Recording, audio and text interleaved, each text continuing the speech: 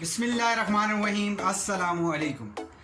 दोस्तों, आप किसी भी बिज़नेस में आप लोगों को मीटिंग करने के लिए, अपॉइंटमेंट करने के लिए या क्लाइंट से बात करने के लिए आपको कोल्ड कॉलिंग का सहारा लेना पड़ता है या फॉलो अप कॉल का सहारा लेना पड़ता है। आज एक टिप आप लोगों से शेयर करूंगा। लोग बहुत सारी इसमें गलती कर देते हैं। लोग कॉल्स करते हैं कोल्ड कॉलिंग और वो बिना टाइम देखे कोल्ड कॉलिंग करते हैं। क्या आप लोगों को पता है कि टाइम कितना इम्पोर्टेंट है?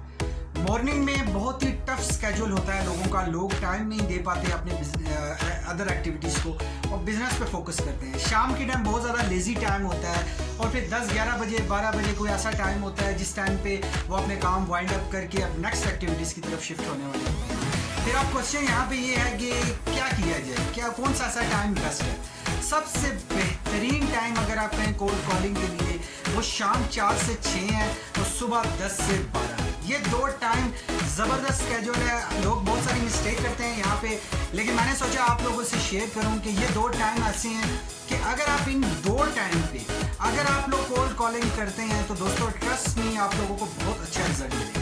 लोग क्या करते हैं, मॉर्निंग में आते ही 9 साढ़े 9 बजे कोल्ड कॉलिंग शुरू कर देते हैं। कोशिश ये करें एज मैक्सिमम यानी 11 से 1 बजे तक अगर आप टाइम दे सकें तो और ज़्यादा गोल्डन टाइम है कि आप लोग उस टाइम पे क्लाइंट थोड़ा सा फोकस कर लेगा आपके ऊपर और आप शाम के टाइम कॉल करेंगे तो तब भी फोकस होगा।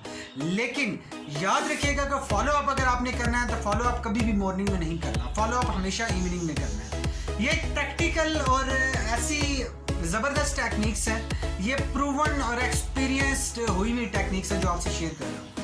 सो नेक्स्ट टाइम आप लोग अपॉइंटमेंट के लिए कॉल करें या फॉलो अप के लिए कॉल करें तो टाइम का आप लोगों ने ध्यान रखना है। टाइम बहुत इंपॉर्टेंट चीज़ है कि कौन से टाइम पे आपकी एनर्जी कहाँ पे होती है, कौन से टाइम पे कहाँ पे होती है, किस टाइम पे क्लाइंट का। अगर आप लोगों को क्लाइंट का बिजनेस समझ आ गया है तो आप बहुत अच्छे तरीके से क्लाइंट को कंट्रोल कर सकेंगे, मैनेज कर सकेंगे, उनके ऑब्जेक्शन को हैंडल कर सकेंगे।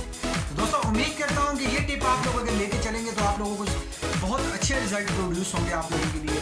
Thank you for watching this video.